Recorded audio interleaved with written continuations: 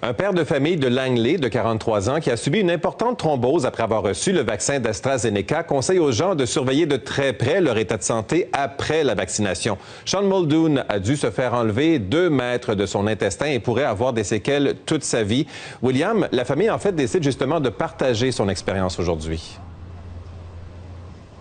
L'épouse de Sean Muldoon, Tara Muldoon, veut que les gens soient au courant des risques de thrombose associés au vaccin AstraZeneca. Je vous avertis que les images suivantes peuvent être troublantes. Sean Muldoon a dû se faire opérer à l'urgence et se faire enlever une partie importante de son intestin. L'homme de 43 ans, qui était en bonne santé, a eu le vaccin AstraZeneca le 22 avril dernier. Et ce n'est que le 3 mai, alors 11 jours après sa vaccination, qu'il s'est réveillé au milieu de la nuit avec des maux d'estomac et du vomissement. Et dans les jours qui ont suivi, les symptômes ont empiré.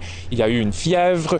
La famille a contacté plusieurs fois le 811 et son médecin de famille, mais les experts de la santé ne pensaient pas qu'il s'agissait d'une thrombose. Alors, ce n'était que le 8 mai que Tara Muldoon a amené son mari à l'hôpital.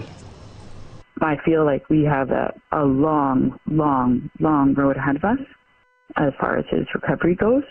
And this is, like, he's lost half of his small intestine. Et William, la famille insiste, cependant, ils ne veulent pas décourager les gens de se faire vacciner. Pas du tout. C'est simplement que Tara Muldoon ne croit pas que leur famille a été suffisamment informée des risques de thrombose liés à l'AstraZeneca. On peut l'écouter à nouveau. We're not anti-vaxxers. I mean, we were more than willing to do our part to get past COVID, and we just want people to take any adverse symptoms following the vaccine to please take it seriously.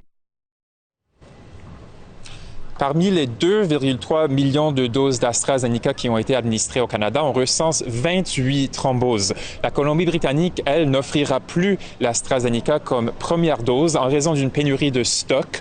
La médecin hygiéniste en chef de la province, Bonnie Henry, demande aux personnes qui ont reçu l'AstraZeneca comme première dose de se surveiller durant les 28 premiers jours après la vaccination. We know this is a rare but very serious condition, and we are following it carefully.